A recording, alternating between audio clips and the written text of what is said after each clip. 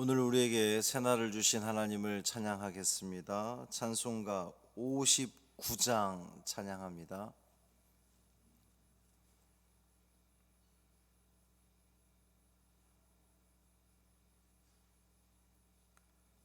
찬송 59장. 하나님 아버지 어두운 밤이 지나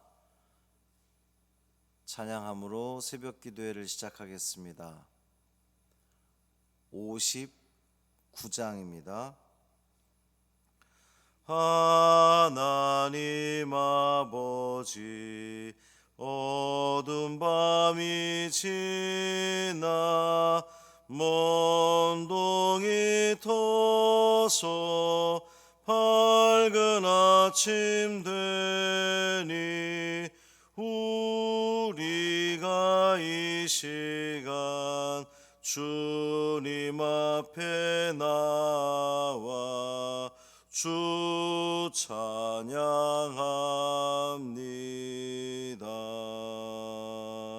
만유의 주시여 주님 앞에 비는 우리들에게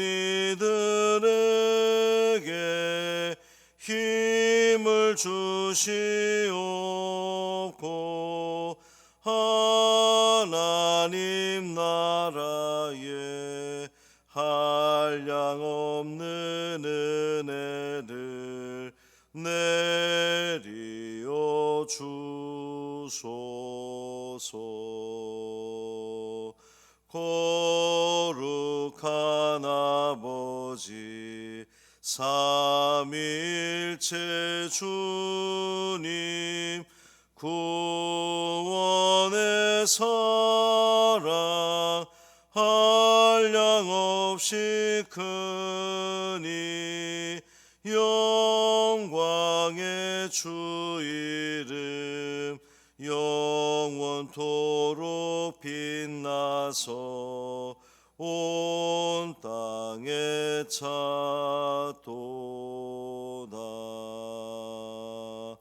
아멘.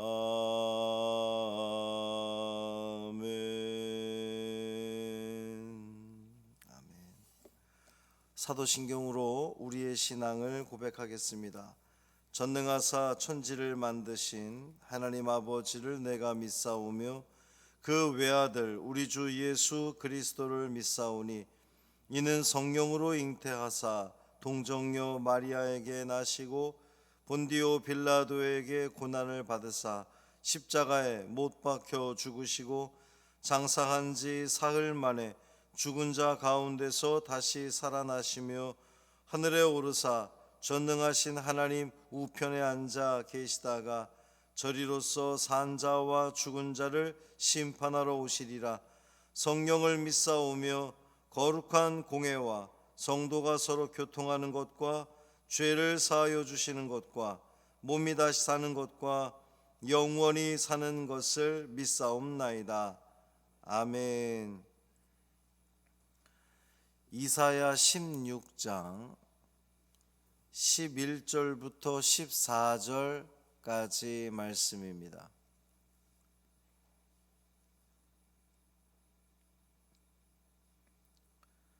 이사야 16장 11절부터 14절까지 말씀 함께 읽겠습니다.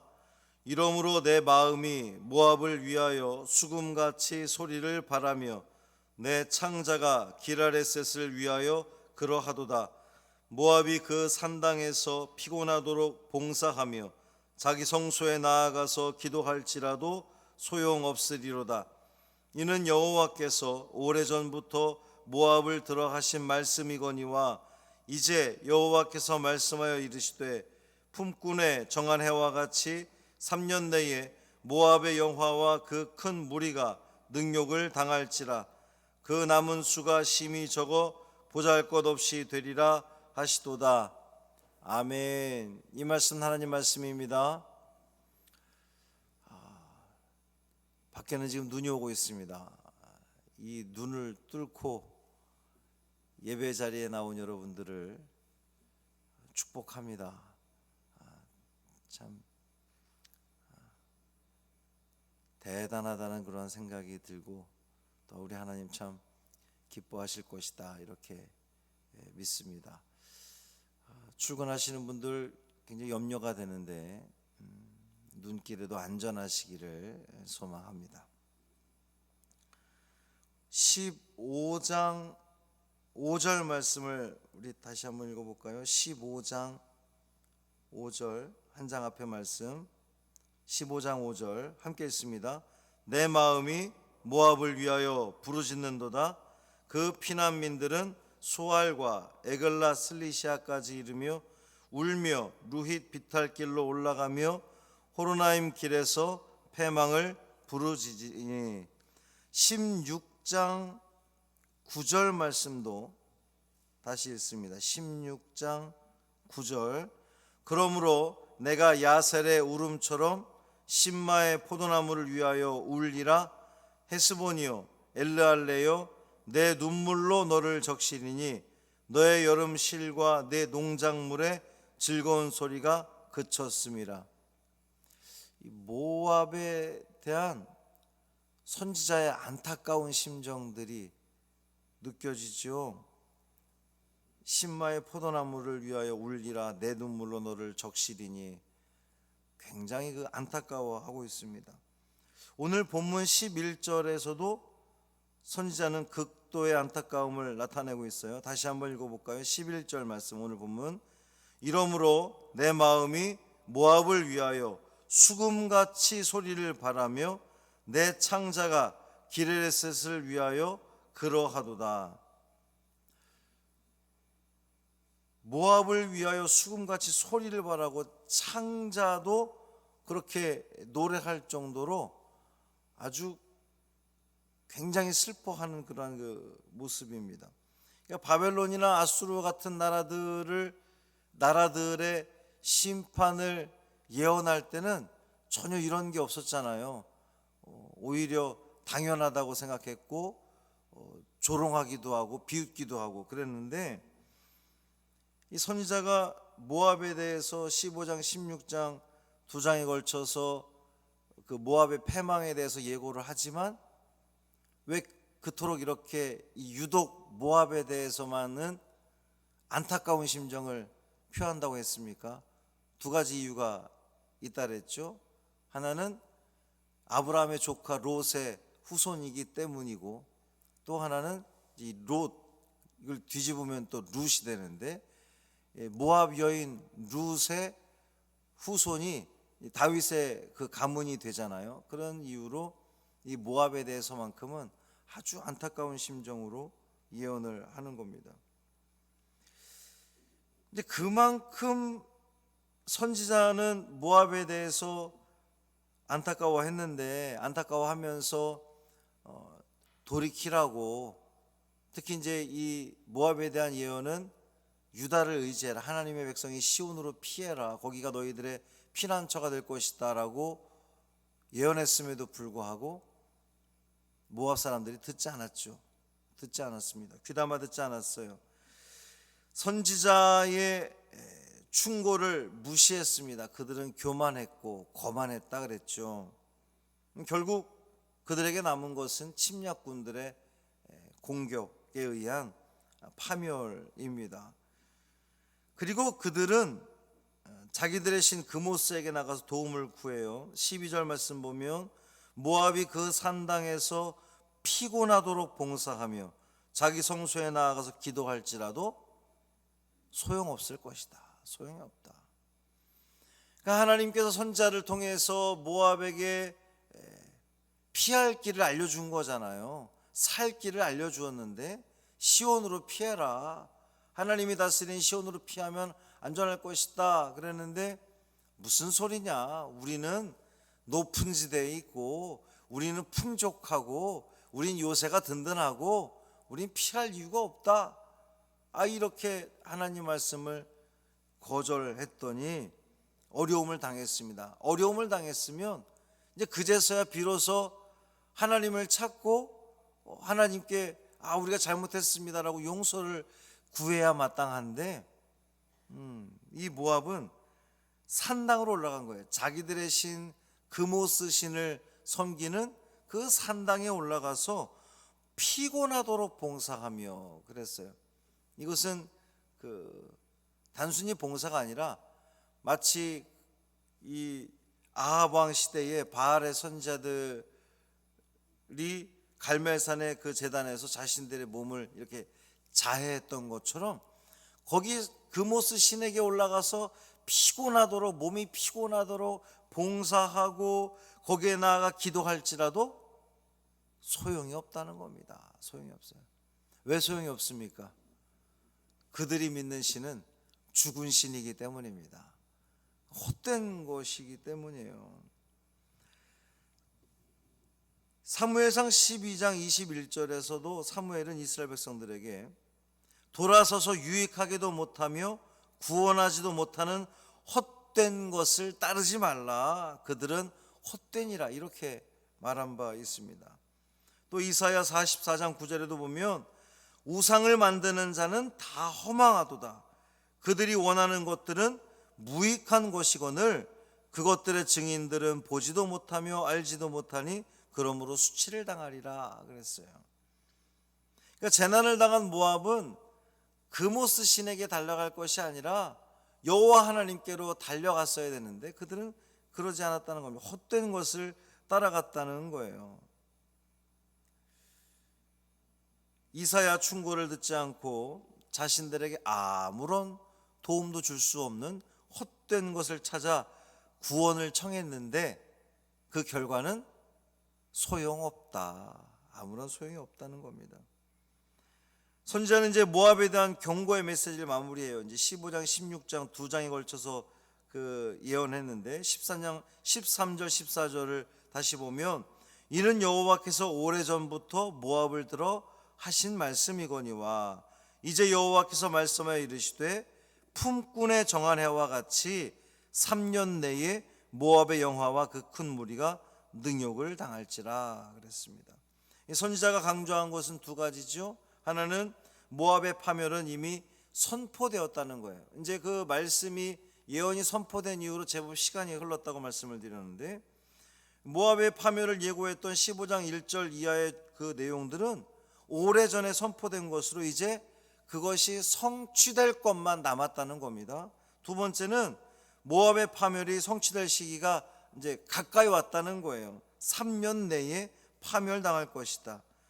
품꾼의 정한 해라고 이제 표현을 하면서 그날이 가까웠음을 이제 이야기하는 건데 이 고대 사회에서 품꾼의 그 계약 기간이 보통 3년이었다고 합니다. 그러니까 3년 동안 계약을 맺었던 이 품꾼은 그 3년이 지나기를 얼마나 기다리겠습니까? 그런데 이 품꾼의 정한 해와 같이 3년이 정해졌다고 하는 것은 품꾼이 그 일한 대로 품삯을 받듯이 모압도 지은 죄값을 반드시 3년 안에 반드시 받게 될 거라고 하는 그런 의미인 거예요. 한마디로 하나님의 법정에서 모압은 3년 이렇게 판결을 받은 것과 마찬가지다라는 거죠. 하나님은 우리 인류 역사의 처음과 나중을 주관하시는 분이십니다. 하나님께서는 당신의 계획을 따라 나라를 세우기도 하고 또 파멸시키기도 하고 왕을 세우기도 하고 또 패하기도 하시는 분이 우리 하나님이십니다. 우리 하나님께서 그 모든 것들을 다 조성해 나가십니다. 중요한 것은 하나님께서 무언가를 세우고 무언가를 파멸시키는 그 모든 이유가 어디 있느냐, 기준이 어디 있느냐, 당신의 백성을 살리기 위함이라는 거예요. 지금 계속해서 바벨론이든 아수르든 블레셋이든 모압이든 이 나라들이 지금 다 파멸당할 것을 예고하는 이유가 뭡니까? 누구를 위해서요? 이스라엘을 위해서거든요. 그동안 그들이 하나님의 백성인 이스라엘을 괴롭히고 힘들게 하고 당신의 몽둥이로 사용했던 것들이 교만하니까 하나님께서는 이스라엘 당신의 백성들을 살리기 위해서 그 모든 대적들을 물리치시는 것을 우리는 볼 수가 있어요. 아버지의 심정이 느껴지지 않습니까? 자녀를 위한 아버지의 심정. 자녀가 어려움 당하고 공격당할 때에 기꺼이 나서서 그 모든 것들을 다 해결해 주시는 아버지의 마음. 이런 것을 우리가 깨닫게 되면 얼마나 든든합니까? 우리가 하루를 오늘 시작을 하는데 아버지 하나님께서 나의 그 모든 대적들,